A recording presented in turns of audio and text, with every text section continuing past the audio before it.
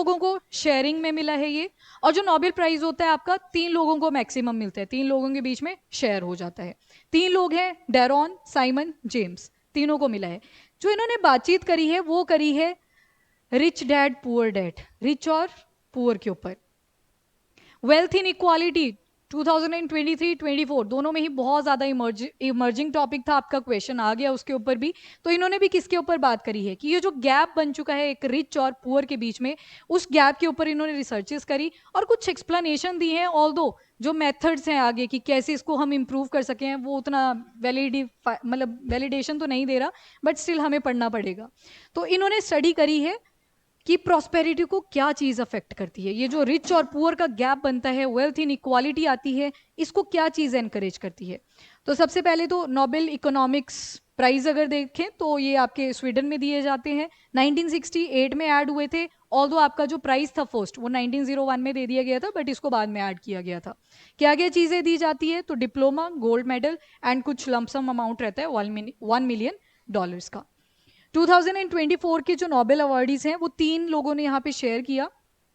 अब इन्होंने बात करी है 4 पॉइंट्स के ऊपर, 4 भी नहीं बोलेंगे, ओवरऑल 2 ही बोलेंगे।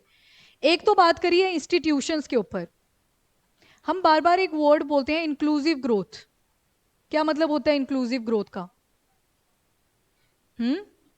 सबका साथ, हाँ उससे याद रख सकते हो आप, यूज भी कर सकते हो इवन अपने आंसर में। तो एक तो इंस्टीट्यूशंस के ऊपर बात करिए और दूसरी बात करिए एक्सट्रैक्टिव इंस्टीट्यूशंस के ऊपर। एक तो हम बात करते हैं इंक्लूसिव ग्रोथ की, मतलब सभी को साथ में लेके चलना है और प्रॉपर ग्रोथ करवानी है, जिसके ऊपर इंडिया भी अपना फंक्शन कर रहा है। और क्या क्या चीजें आती है इंक्लूसिव ग्रोथ के अंदर?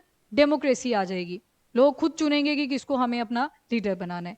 कुछ कंट्रीज में आपको देखने को मिलेगा, जैसे हांगकांग, सॉरी हांगकांग बोल दिया, नॉर्थ कोरिया, वहां पे क्या देखने को मिलेगा? डिक्टेटरशिप एट एक्सट्रीम लेवल, जो बोल दिया उन्होंने बस वही चलेगी। तो डेमोक्रेसी एक इंपॉर्टेंट रोल प्ले करती है in terms of the inclusive growth. दूसरा है रूल ऑफ लॉ। इंडिया के अंदर जो लॉ बन रखे हैं उसके सामने सारे इक्वल हैं, राइट? चाहे वो गवर्नमेंट का एम्प्लॉय हो या फिर पॉलिटिकल लीडर्स हो या फिर लोग हो, सभी इक्वल हैं।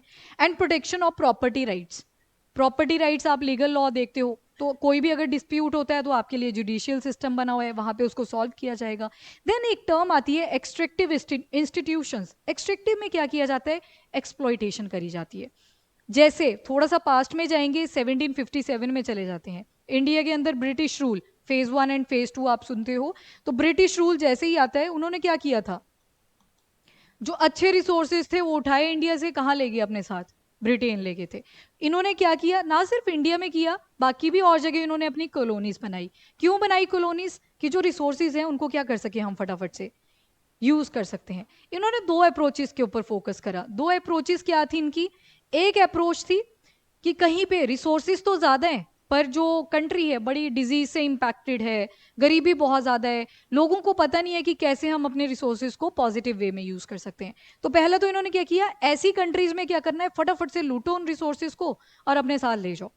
ये इनकी पहली अप्रोच थी। दूसरा, उन्होंने देखा कुछ कंट्रीज में कि कंडीशन अच्छी है, ज्यादा डिजीज भी नहीं है, रहने के लिए जगह रिलायबल है, तो वहां पे क्या किया इन्होंने, जो यहाँ से लूट पाट के लाए थे फटाफट से यहाँ पे इन्वेस्ट करो, किन कंट्रीज को हम अच्छे लगे। तो इससे क्या हुआ, इनका तो फायदा ही हुआ दोनों तरफ से। बाकी जो 2 कंट्रीज थी, एक इम्पैक्टेड थी, दूसरे में पॉजिटिव चीजें थी, पर इनको तो फायदा हो गया ना, जो कॉलोनियलिज्म इन्होंने किया, अपनी कॉलोनीज जो बनाई। तो इस तरह से क्या किया, ये जो रिच वर्सेस पुअर का गैप था ये इंक्रीज ही करता गया। जो डेवलप कंट्रीज थी वो और डेवलप हुई, और जो डेवलप कर रही थी वो आज तक डेवलप ही कर रही हैं। एक टाइम पे जो आपके साउथ ईस्टर्न कंट्रीज आप पढ़ते हो, इंडोनेशिया, मलेशिया एंड ऑल, ये भी इमर्ज कर रहे थे, इवन इंडिया भी इमर्ज कर रहा था। बट सडनली जब ब्रिटिश रूल आता है, साइकोलॉजिकली उन्होंने चीज़ों से खेला और क्या हुआ, आज तक हम डेवलपिंग ही स्टेज में हैं। ऑल्दो यहाँ पे लिखते हैं राइटर कि हम वैसे इंक्लूसिव स्टेप्स तो ले रहे हैं, सभी को साथ में लेके तो चल रहे हैं, बट स्टिल जो हमारा डेवलप नेशन बनने का सपना है वो थोड़ा सा भी दूरी पे है। तो कॉलोनियल हिस्ट्री का एग्जाम्पल लिया इन तीनों लोगों ने। उसके अलावा प्रमोट क्या करना है, सस्टेनेबल डेवलपमेंट प्रमोट करनी है। अगेन आपके एजेंडा 2030 आ जाते हैं। एग्जाम्पल दिया है कि जो रिचेस्ट 20% है पूरी जितने भी वर्ल्ड के अंदर कंट्री है, तो 20% जो कंट्रीज है उनके पास 30 गुना ज्यादा पैसा है if compare to the other countries. तो मतलब ये रिच ही वो होती जा रही हैं। तो अप्रोच कौन सी थी? कॉलोनियल माइंडसेट वाली, कि जहाँ पे बीमारियां फैल रखी हैं वहां से सारा उठाओ ले जाओ अपनी कंट्री के अंदर, और जहाँ पे कंडीशन अच्छी है वहां पे इन्वेस्टमेंट करो, ताकि उनको लगे कि बड़े अच्छे हैं ये तो इन्वेस्टमेंट कर रहे हैं। तो इस अप्रोच से ये जो रिच और पुअर का गैप था वो इंक्रीज हुआ। तो ये वाला देख सकते हो आप।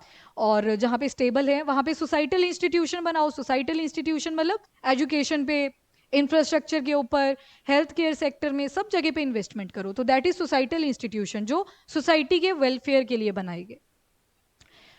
तो ये था आपका इकोनॉमिक का। उसमें एक क्वेश्चन आ जाता है कि फिर चाइना कैसे ग्रो कर गया। चाइना ने जो सबसे ज्यादा फोकस किया वो किया ना सिर्फ थ्योरी पे बट प्रैक्टिकलिटी के ऊपर। उन्होंने जो थ्योरीज बनाई उस पर इम्प्लीमेंटेशन भी दिया। बट वहीं पे फिर आप रिपोर्ट्स पढ़ लेते हो कि वहां पे भी तो अनएम्प्लॉयमेंट रेट इंक्रीज ही कर रहा है। खैर वो डिफरेंट है, पर अगर इंफ्रास्ट्रक्चर वाइज देखें तो इन्होंने काफी ज्यादा डेवलपमेंट करी है।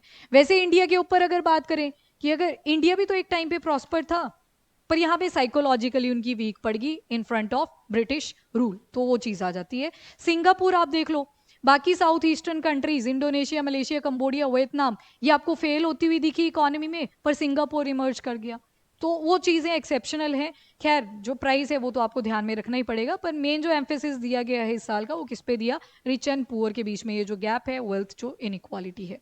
इसके बाद छोटा सा आर्टिकल है जो आपके ये 2023 के हैं, पहले वो देख लो। नोबेल प्राइज इन इकोनॉमिक्स किसको दिया गया था? तो क्लाउडिया गोल्डिन है, उनको दिया था। इन्होंने जेंडर गैप और लेबर मार्केट के ऊपर बात करी थी। ये 2023 का है।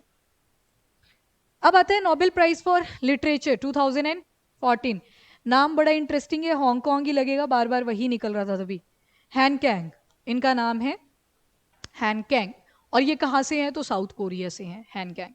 ठीक है, किसके ऊपर फोकस किया है? तो हिस्ट्री में जो भी ह्यूमन बींग्स ने सफरिंग्स फेस करी हैं, ट्रॉमाज, इंजरीज फेस करी हैं, उनके ऊपर इन्होंने पोइम्स लिखी हैं बड़ी सारी। ओवरऑल ह्यूमन बींग को सेंटर बना के जो भी उन्होंने फ्रेजिलिटी, मतलब सेंसिटिव होती है ना कोई चीज़, तो आप टच करोगे तो वो टूट सकती है, तो उन सभी चीज़ों के ऊपर इन्होंने पोइट्री करी थी, तो उस वजह से इनको नोबेल प्राइज मिला। हैन कैंग नाम याद रख लेना। स्वीडिश अकेडमी द्वारा आपका ये नोबेल प्राइज दिया जाता है, अगेन जो लिटरेचर में है। उसके अलावा इनकी बहुत सारी बुक्स हैं जिसको बुकर प्राइज भी मिल रखा है। बुकर इंटरनेशनल प्राइज होता है, 2016 में दिया गया था।